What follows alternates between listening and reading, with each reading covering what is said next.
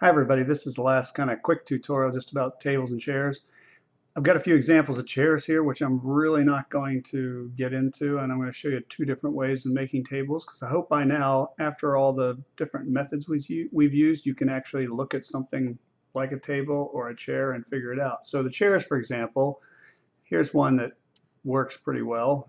This is from 3D Warehouse, but if you look at this, you can kind of look at it in profile just the way we did the bench, right? So I started disassembling this one. We've got a leg assembly right here, which you can do. Create in elevation, draw these surfaces, extrude them. You could even draw this as one piece, that would be fine.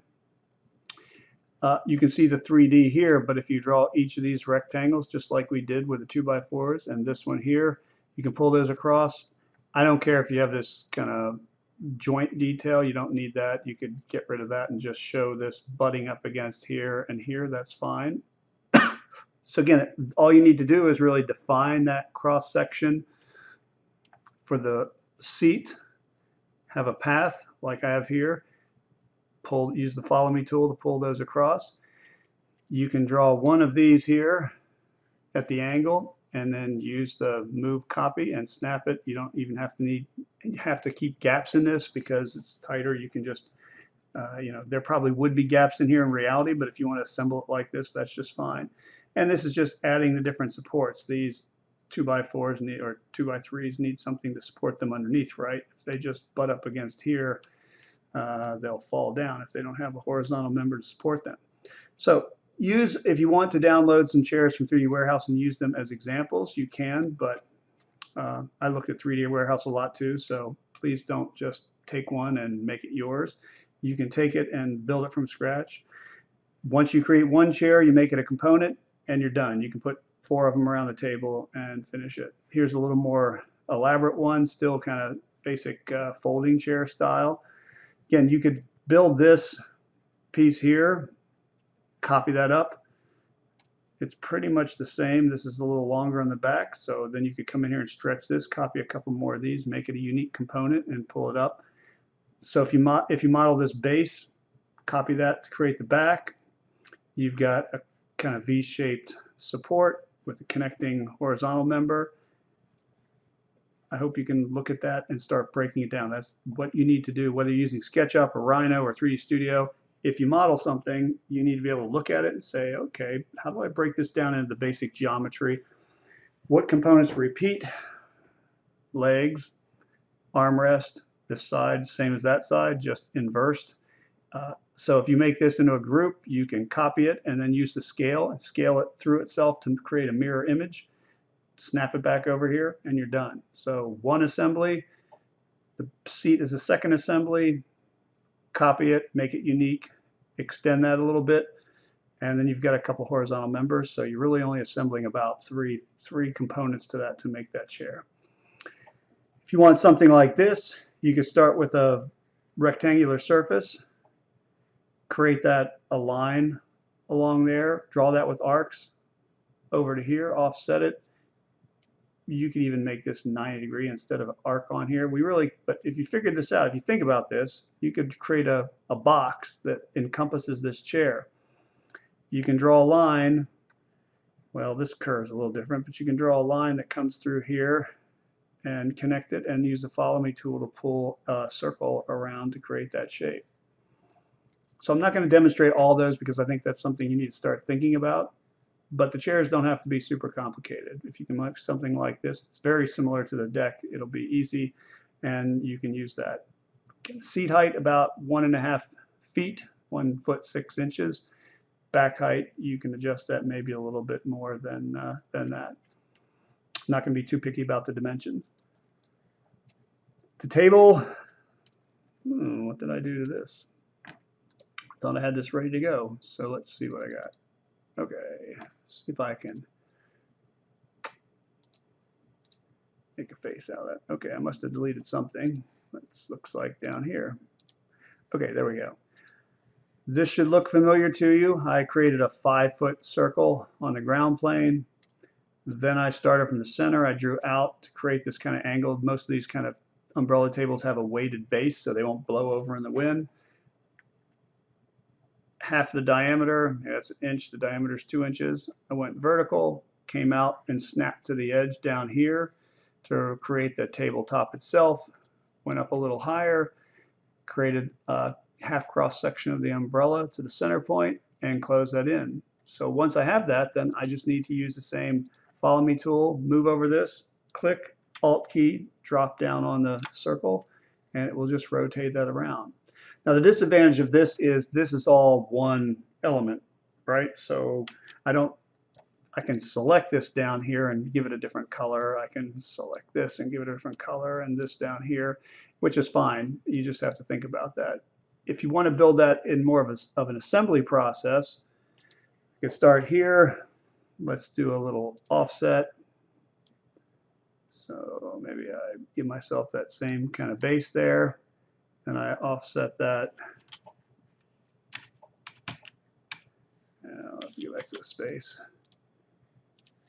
Grab the offset tool, get the inner circle, pull that in to a smaller one. Select that. Use the move tool, and remember that trick I mentioned today in class. You can click on this, start moving up, tap the Alt key. That allows me to kind of pull that up in the blue axis. You're snapping to the surface, just tilt a little bit. Make sure you have that. If I want to separate these, I can click that, double click on this, make it a group, open it up, push pull. Maybe I'll snap it to the same height there. Okay, so I've got my column in there that I've started to work with. Since I've got all these lines, I can triple click on that, right click, soften smooth right, and coplanar, move this over a little bit. Now I've got a nice smooth post there. Then I can go back to my original circle here. Even if it's got a hole in it, that's okay. I will make that a group. I'm going to move that up. Let's see. Maybe 30, either, well, let's make it 3 feet. That might be a little high, but we'll make it 3 feet. Enter that group. Just pick the line tool and come in here and snap the 2 endpoints. And now I've got that closed in, so delete that. That really wasn't very efficient, was it? So probably what I should do is delete that, double click, shift click that, delete that out of there. Now I can use the push-pull tool to pull that up. Yeah, a couple inches, that's good. Got the table created, same thickness as the other side. Now you notice that I don't have this base here, so if I wanted to do that, I think I could use a little trick here also. I mean, I could come in here, draw a line across here, delete that line, use the push-pull tool, and in this case, instead of, well, in this case I can just stretch it down, so I'll pull, you know, 1.5 inches down there, and then if I was putting this on the ground plane or deck, I just have to move it back up 1.5 inches. That gives me the thickness that I want. Now the top, I could use, I'm going to grab this. It looks like I also maybe smooth that off a bit too much, right? So I'm going to do this and drop it down below 90 degrees so I don't have that surface. Now I can get my polygon tool.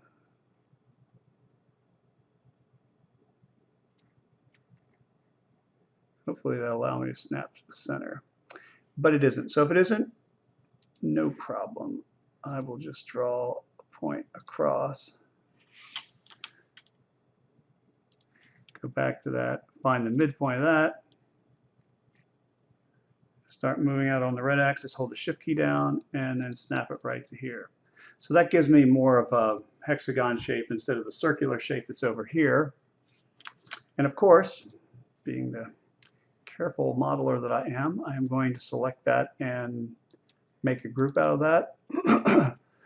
And now I want to make this a little more umbrella looking, so I will take this tool, click here, and just bend that in to get the little bit of a arc on it. Not too much. select that, use my, my rotate tool, snap there, click, click, tap control there, and 1, 2, 3, 4, 5. So I will do 5 times, and I've got that repeated around there. Get the eraser tool, get rid of these outside edges.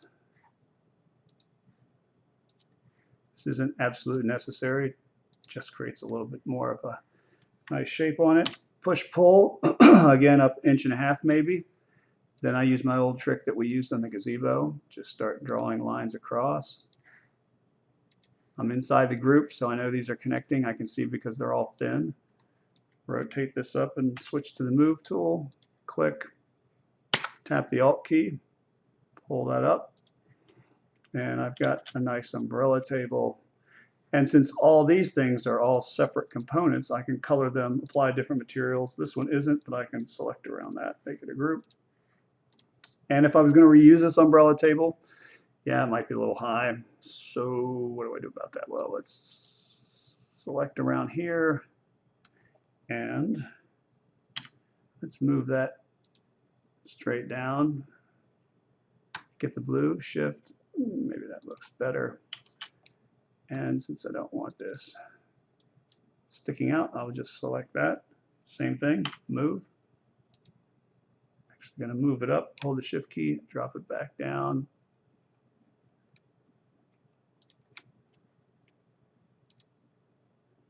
Just tuck it in there so it's a little fun. And if you don't want this bottom one here, get inside there, select it, delete it. And I have that, ooh, sorry. Tilted that off. So let's get back in there and just select that, do move. Get the blue. I'm moving up to get it and then pulling it down. Okay, it really wants to snap to this, so I'm going to pull it all the way down.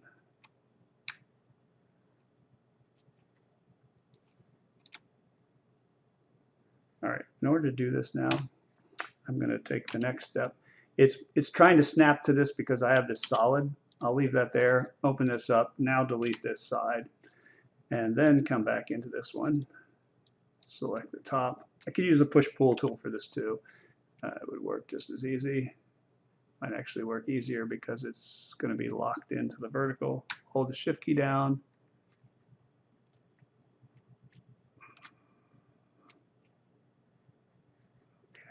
Maybe we should try the push-pull tool because it keeps wanting to snap to that.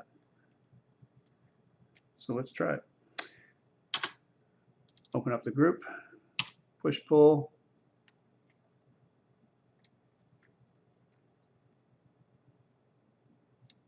There we go. Guess that was more efficient. I don't care if it doesn't connect, you won't see up in there exactly. Then you can use your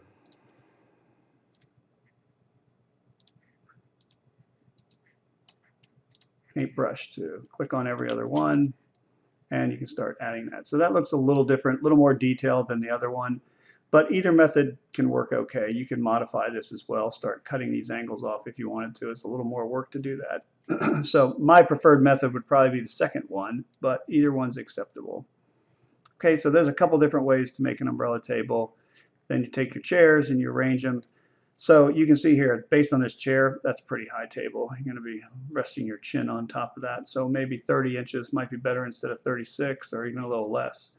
Once you get this table, once you get the chairs, if this seems a little high, then you can always move that down to an appropriate height.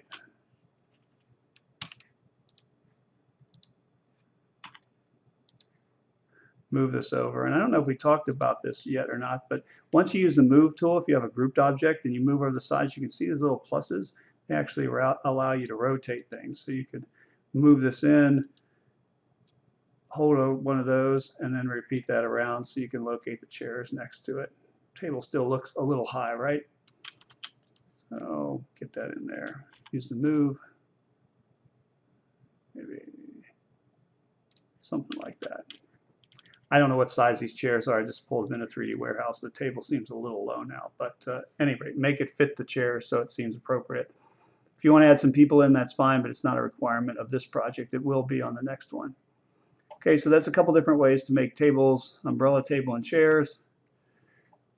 And I can always pick this and move this down. So yeah, that's maybe high enough so nobody bangs their head on it. And it appears that using the push-pull tool will be a little more effective for this. There we go. And we've got that straightened out. If you're doing this too and you're going to show what's really going to take some different views from different angles, probably want to go in and color the inside of this to match the outside so it's consistent in case you get that in view somewhere. All right, hopefully that'll help you finish up M2A1, and on Wednesday we'll start working on M2A2.